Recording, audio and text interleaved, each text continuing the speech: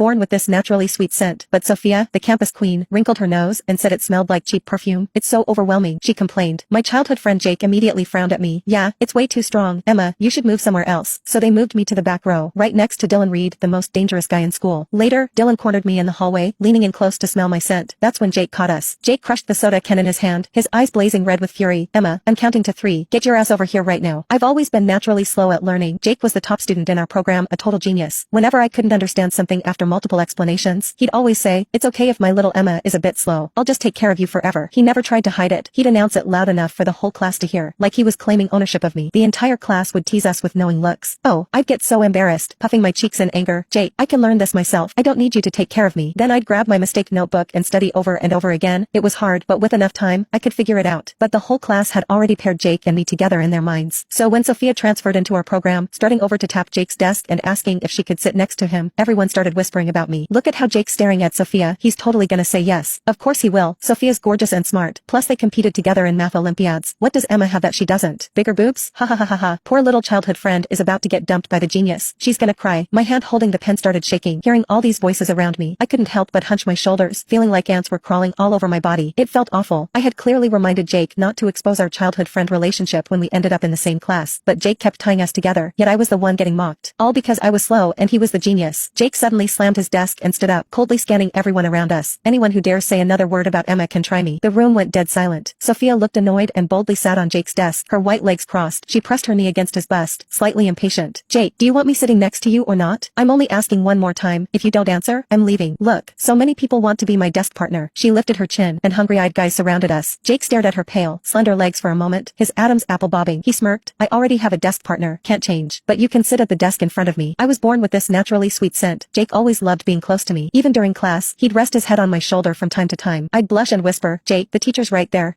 He turned around to write problems on the board. He'd quickly move away, acting like nothing happened. But everything changed after Sophia transferred here. She sat in front of us, her ponytail high, exposing her long neck that glowed under the fluorescent lights. Jake often stared in a daze, propping his chin up and spacing out the entire class. Every break, Sophia would turn around to discuss problems with him. They'd lean in close, and sometimes her long hair would accidentally brush against Jake's face. His ears would turn completely red. Walking home after school, he told me, girls like Sophia are too flirtatious. She thinks she can enchant any guy just because she's pretty. I don't like that type. Our little Emma is much better. But when I encountered a difficult problem I'd been struggling with for 2 days and nights, and went to ask Jake during break, he'd stare absent-mindedly at the empty front desk and coldly push me away. You're so slow. It would take me all afternoon to teach you one problem. Other people want to ask me questions too. Why don't you just use your phone to search? I had already tried searching on my phone, but I still couldn't understand. I pressed my lips together. Jake, I've been working on this problem for days. I'll definitely understand if you explain it once. Just explain it once.